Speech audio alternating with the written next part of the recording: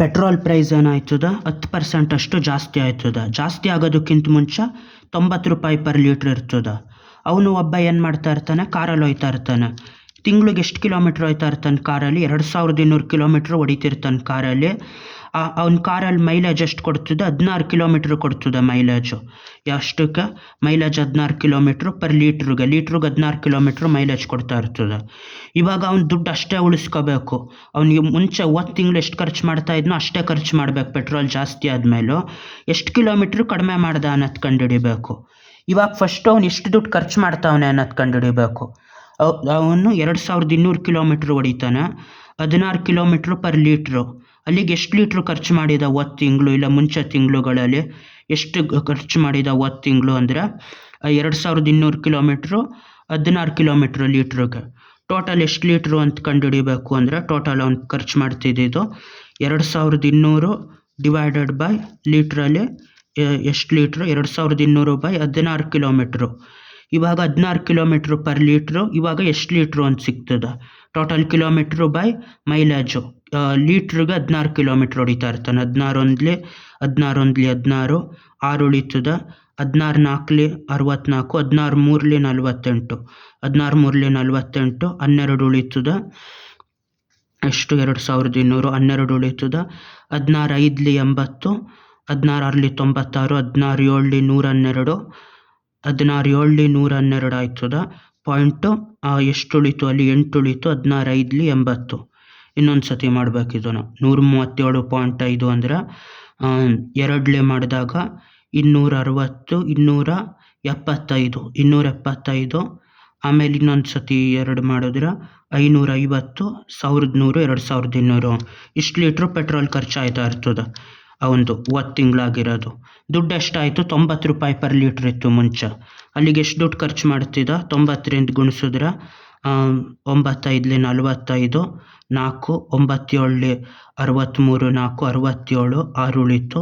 9 3 27, 6 33, 3 ಉಳಿತು. ಇವಾಗ 3 ಅಂದರೆ 9 1 9 3 12. ಇಲ್ಲಿ ಪಾಯಿಂಟ್ ಇಡಬೇಕು. ಇಲ್ಲೊಂದು 0 ಬರ್ತದೆ ಇದ್ರದ್ದು. ಅದು 1 0 ಅದು ಲೆಕ್ಕ ಹಾಕಿಲ್ಲ, ಅದು ಇಲ್ಲಿ ಬಂದಿರ್ತದೆ. ಪಾಯಿಂಟು ಹಂಗೆ 1 ಡಿಜಿಟ್ ಆದಮೇಲೆ ಪಾಯಿಂಟ್ ಬರ್ತದೆ.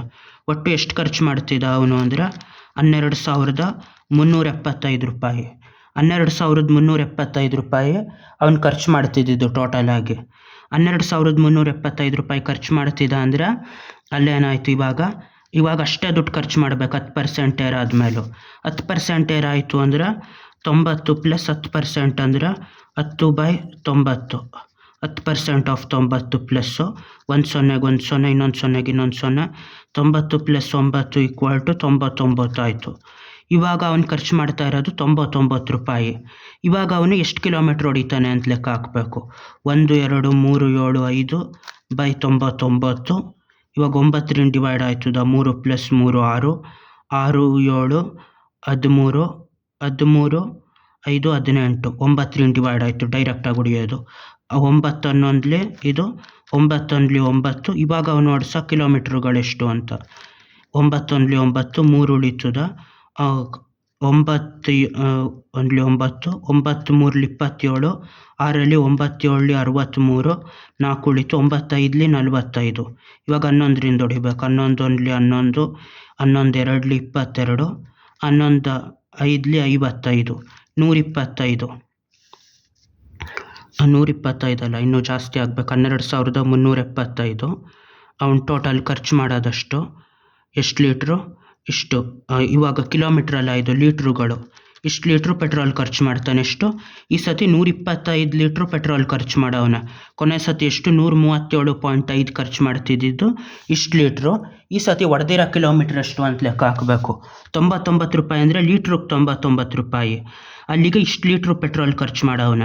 ಇವಾಗ ಈ ತಿಂಗಳು ಓಡಿಸಿರೋದು ಕಿಲೋಮೀಟ್ರ್ ಎಷ್ಟು? 125 ಟೈಮ್ಸ್ ಆಫ್ 16 ಅವ್ನು ಗಾಡಿ ಕೊಡೋದು ಮೈಲೇಜು.